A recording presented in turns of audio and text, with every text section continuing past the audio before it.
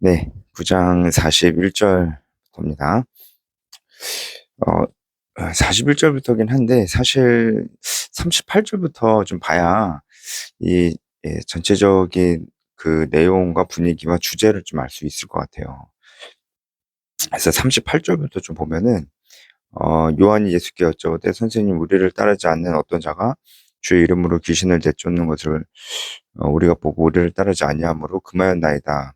이렇게 얘기를 하는데, 여기서 어떤 자가 주의 이름으로 귀신을 내쫓는 것을 보고 우리를 따르지 아니하므로 금했다, 이렇게 얘기를 하는데, 여기서 주의 이름으로 귀신을 내쫓는다. 주의 이름으로라고 할 때, 이 주의 이름으로라고 할 때 쓰인 헬라어 전치사는 n입니다. n이라는 전치사가 쓰였고, 예수님께서 어, 내 이름으로, 그러니까 39절이 내 이름으로 의탁하여라고 할 때, 여기서 내 이름으로는 전치사 에피가 쓰였습니다. 그러니까 n과 에피의 전치사가 다르게 쓰였습니다. 그러니까 제자들이 주의 이름으로라고 할 때 그 쓰인 전치사 n은 무엇을 수단으로라는 뜻이고요. 예수님께서 말씀하신 내 이름으로라고 하실 때 쓰인 전치사 에피는 무엇을 의지하여라는 뜻입니다. 그러니까 어, 제자들은, 그러니까 이렇게 생각하는 게 좋을 것 같아요. 제자들은 예수님의 이름으로 귀신을 내쫓을 때 예수님의 이름을 수단으로 썼어요. 근데 예수님은 어, 내 이름을 의탁하여라고 얘기할 때 하나님의 이름을 의지하여 귀신을 내쫓는다, 이렇게 말씀하신 거예요. 그러니까 제자들이 진짜 이제 그렇게 생각하고 정말 그런 의미로 얘기했는지 모르겠지만, 제자들에게 예수님의 이름으로 귀신을 내쫓는 것은 예수님의 이름은 그냥 수단이에요, 수단. 하나의 기계적인 도구, 주문처럼 그렇게 썼다는 거예요. 근데 예수님은 오히려 그게 아니고, 어, 그렇게 수단으로 쓰는 거는 안 되지만, 만약에 그 사람이 내 이름을 의지하여, 그러니까 이것은 그 하나님과의 인격적인 관계를 말합니다. 하나님과 인격적인 관계 속에서 그래서 귀신을 내쫓았다면은, 그렇다면 괜찮은 것이다. 그러면은 어, 우리와 함께하는 자다. 이렇게 말씀을 하고 계시는 거예요. 그러니까 제자들이 정말 예수님의 이름으로 귀신을 내쫓을 때 진짜 주문처럼 그렇게 하지는 않았다고 그렇게 봅니다. 그렇다면은 이 제자들이 가지고 있었던 문제점은 무엇이었냐면, 꼭 내가 하는 방식대로만 해야 돼, 이런 생각이죠. 다른 사람들도 꼭 내가 하는 방식대로만 해야 돼라고 생각을 했던 거예요. 그러니까 제자들은 본질보다는 형식에 좀 더 초점을 맞췄다라고 좀 볼 수가 있어요. 형식이 여러분 어, 다 불필요한 것이 아닙니다. 형식이라는 건 참 중요해요. 형식은 본질을 담아내는 그릇입니다. 본질이 아무리 좋아도 담아내는 그릇이 없으면은 구현이 안 돼요. 그러니까 형식이라는 것은 아주 중요하죠. 형식이 있어야 본질이 구현이 될 수 있습니다. 영향력을 가질 수 있고요. 어, 그래서 너무 이제 형식을 너무 등한시하는 것도 그것도 너무 이상한 겁니다. 하지만 그 형식만 중요하게 얘기하는 건, 그렇게 여기는 건 그거 당연히 이상한 거죠. 그 안에 본질이 없으면 그건 아무 의미가 없는 것입니다. 예수님께서 내 이름으로 내 이름을 의탁하여라고 할 때 이렇게 말씀하실 때 쓰인 전치사 에피는 정말 예수님과 인격적인 교제 가운데서 예수님을 의지했다라는 그런 얘기입니다. 그러니까 예수님 본질을 얘기한 거예요. 제자들은 형식을 얘기한 거고 예수님은 본질을 얘기한 겁니다. 그러니까 본질이 뭐겠어요? 이제 하나님과 인격적인 교제, 진짜 예수 그리스도 하나님 안에 있는 자들, 정말 그 안에 있는 자들이라면은 그 본질이 같다면은 형식은 조금 다를 수 있다는 거죠. 네, 그런 의미에서 어, 반대하지 않는 자는 우리를 위하는 자니라. 이 말씀이 굉장히 포용적이잖아요. 어, 조금 달라도 다 포용해야 돼라는 그런 의미로 우리에게 들리잖아요. 그게 이게 맞습니다. 조금 달라도 우리는 다 하나야. 그래서 그런 의미로 맨 마지막에 예수님께서 화목해라 이렇게 말씀하시잖아요. 50절에 서로 화목하라 이렇게 말씀하시잖아요. 그러니까 우리를 반대하지 않는 자는 우리를 위한 자니라. 이 말씀 자체가 굉장히 화목하라라는 말씀과 이어지고 어, 굉장히 포용적인 그런 메시지를 주시고 계시는 거잖아요. 그러니까 이걸 우리가 잘 잘 해석해야 됩니다. 그냥 무조건 다 포용하라는 게 아니에요. 무조건 다 화목하라는 게 아니에요. 절대 그런 게 아닙니다. 지금까지 그 문맥을 보면 그렇잖아요. 예수님이 아무 조건이 없는 게 아니었어요. 예수님 조건이 있었잖아요. 뭐였어요? 본질. 그 본질은 뭡니까? 하나님과 인격적인 교제 가운데 있는 것.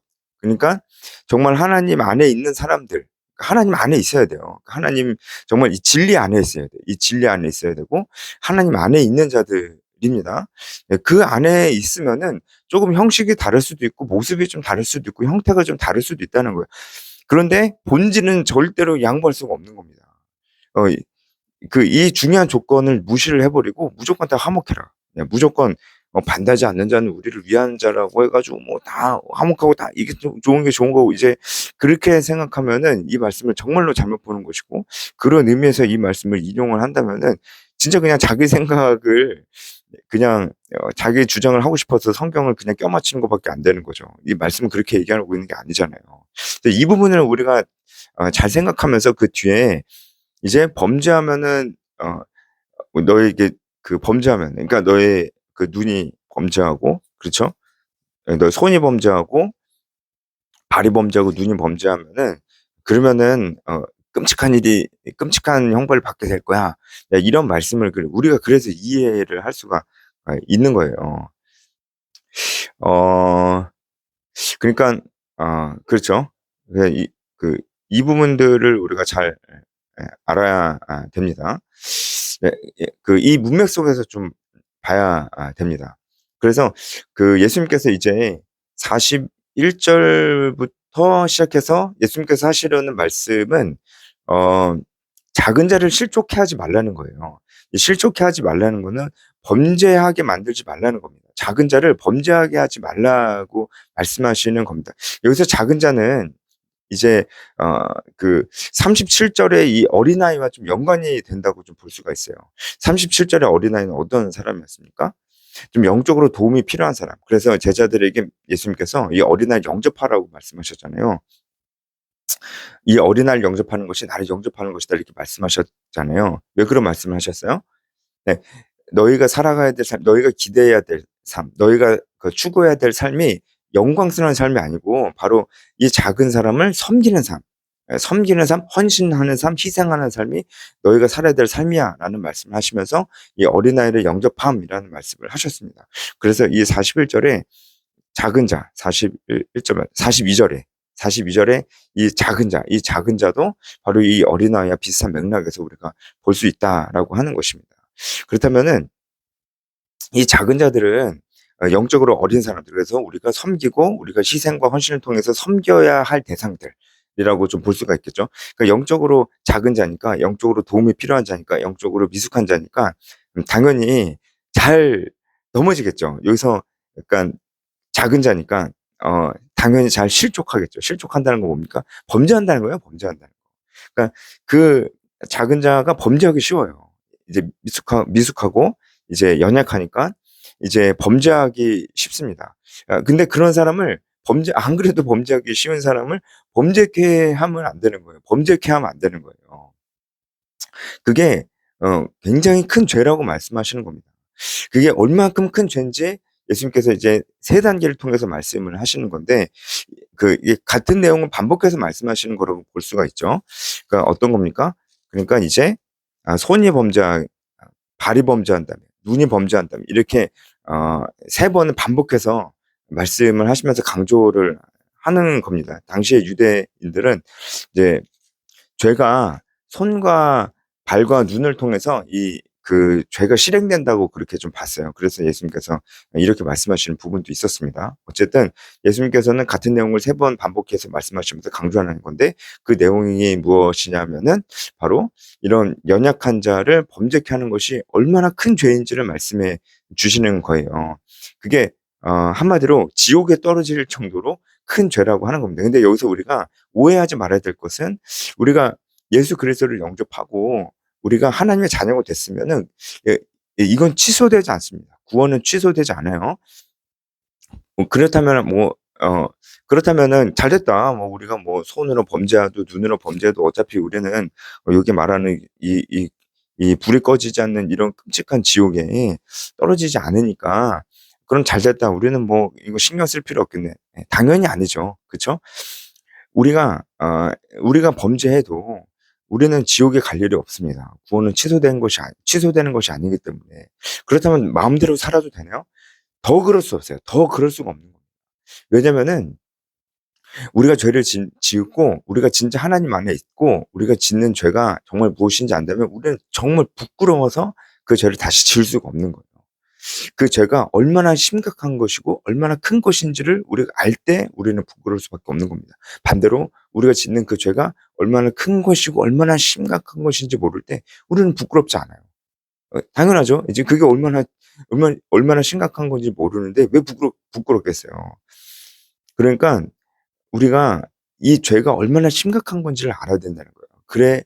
그래야 우리가 스스로 부끄러워서 다시 죄를 짓지 않을 수가 있는 거예요. 우리가 어 한 번 받은 구원이 취소될 것이라고 착각하면서 그럼 두렵잖아요. 그럼 취소되면 어떡해요? 그럼 지옥 가는데. 그러니까 이 말씀을 보고 '아 내가 그러면은 진짜 지옥 갈 수도 있겠구나.' 이런 생각을 하면서 두려움 때문에 지옥 가기 싫은 그 두려움 때문에 죄를 범하지 않으려 노력한다. 이거는 잘못된 믿음인 거예요. 이건 잘못된 겁니다.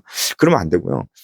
우리는 지옥 갈 수는 없지만 아 이런 심각한 죄를 지은 내 자신이 원래는 이런 심각한 죄 때문에 지옥에 가야 되는데 예수님께서 '이런 심각한 죄인을 구원해 주셨구나.'라는 이런 믿음 때문에 우리는 예수님의 사랑에 감동해서 우리가 스스로 부끄러워하면서 이 죄를 짓지 않는 거예요. 이런 게 돼야 되는 것입니다. 예수님께서 지금 말씀하시고자 하는 그 심각한 죄는 무엇이냐? 바로 이 믿음이 연약한 자들로 하여금 범죄하게 만드는 것이에요. 네. 그러면은 이 믿음이 연약한 자로 하여금 어떻게 범죄하게 만드냐라고 했을 때 지금 이 문맥상 예수님께서 말씀하시는 것은 바로 본질 이 믿음이 연약한 자들로 하여금 본질에 집중하게 하지 않고 형식에 집중하게 만드는 겁니다. 어. 만약에 이 믿음이 연약한 자들로 하여금 본질에 집중하지 않고 형식에 집중하게 만든다면은 이제 이게 바로 그 믿음이 연약한 자들을 실족해 하는 것이라고 볼 수가 있는 거예요. 이게 문맥상 그게 맞는 거잖아요. 물론 이제 다른 여러 가지 부분들도 이 실족해 하는 범주에 다 들어갈 수 있습니다. 하지만 여기서 지금 말씀하시려고 하는 것은 분명히 예 그들로 하여금 본질에 집중하게 해야 되는데 본질보다는 형식도 중요한 겁니다. 그런데 형식의 중요성은 본질보다는 더 그 중요성이 아래에 있어야죠. 그런데 우선순위를 형식에 두는 거예요. 그렇게 하면서 이 믿음이 연약한 자들에게 이 형식을 계속 추구하게 하는 이게 누가 했던 겁니까? 이게 바리새인들이 했던 거잖아요. 예. 그렇게 하면은 바로 이 작은 자를 실족하게 하는 것입니다. 그렇게 하면 안 된다는 거예요. 지금 제자들이 그런 죄를 범하고 있는 거잖아요. 지금 어떤 사람이 예수님의 이름을 의지해서 귀신을 내쫓는데 그 사람 예수님 보시기에는 그 사람은 범죄한 사람이 아닙니다. 그 사람은 분명히 예수님을 의지하여서 하고 있는 것입니다. 그런데 제자들은 그 본질보다는 형식에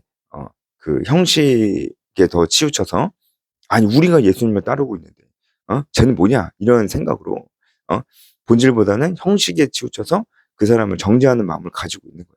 우리도 이제 그러면 안 된다는 것입니다. 우리도 누군가를 본질이 아닌 형식에 치우쳐서 판단하고 그러면 안 되는 것이고 우리가 그 믿음이 특히 연약한 자들을 우리가 그 믿음이 연약한 자들과 함께 신앙의 공동체 생활을 할 때나 특별히 우리가 그들을 가르치고 훈련시킬 때도 우리가 그가 본질에 집중할 수 있도록 해야 된다는 것입니다. 그리고 우리가 항상 이 본질에 있으면은 본질을 더 중요하게 여기면 우리는 화목할 수밖에 없어요. 왜냐면 얼마든지 형태는 달라질 수 있다는 것을 우리가 알고 있기 때문에 본질에 더 중요성을 둔다면은 우리는 화목할 수밖에 없습니다. 그 말씀을 하시는 것이지 그냥 아무하고나 다 화목하게 지내라 그 말씀은 절대로 아닙니다. 그래서 우리는 진리 안에서 하나가 되어야 됩니다. 진리 안에서 하나가 돼야지 그냥 무조건 하나 되는 게 다 좋은 게 아니라는 거예요. 절대로 거기에는 타협이 없습니다. 예수님께서 그런 말씀을 하시는 게 아니에요. 그래서 어 우리가 본질 가운데 있으면은 주님 안에 있으면은 우리는 화목해야 되는 것이죠. 우리가 서로 좀 계획이 다르거나 형태가 다르거나 좀 전략이 다르다는 것은 큰 문제가 되지 않는다라고 하는 것입니다. 그런 것을 우리가 서로 분열해서는 안 된다라고 말씀하시는 것입니다. 그래서 맨 마지막에 50절에 소금이 그 맛을 잃으면 무엇으로 짜게 하려 너희 속에 소금을 두라고 이렇게 말씀을 하세요. 여기서 너희 속에 소금을 두라고 하는 이런 말씀은 이 소금이 하나님의 은혜를 가리킵니다. 네, 학자들이 그렇게 보고 있습니다. 은혜 맞는 것 같아요. 우리 안에 하나님의 은혜를 가지고 있어야 돼요. 그래야지 우리가 진짜 소금의 역할을 할 수가 있는 거예요. 우리 안에 하나님의 은혜를 가지고 있다는 것은 어떤 것이냐? 바로 이거죠. 바로 이제 큰 주제, 이 문맥을 관통하고 있는 큰 주제, 본질을 우리가 이 안에 가지고 있는 겁니다. 정말 우리가 그리스도 안에서 한 형제가 되었다는 그것이 가장 중요하다는 본질. 항상 이 본질을 가장 중요하게 여기고 이 본질을 담아내기 위한 형태, 전략, 계획을 그 다음에 중요도로 두는 거. 우리가 이 부분을 생각을 하고 다른 사람을 섣불리 판단하지 않는 거. 우리가 이게 참 중요하다라는 부분들을 우리가 오늘 한번 묵상하고 생각해 봅니다. 나는 어떤가? 나는 혹시 이렇게 제자들처럼 본질에 집중하지 않고 형태에 집중을 하면서 누군가를 정죄하고 판단하는 것은 아닌가를 우리가 잘 생각해 보면 좋고, 또한 또 반대로 본질까지 양보해 가면서 누구든지 다 이렇게 포용하려고 하는 것은 아닌가라는 것도 반성해 볼 필요가 있을 것 같습니다. 네, 오늘 여기까지 하겠습니다.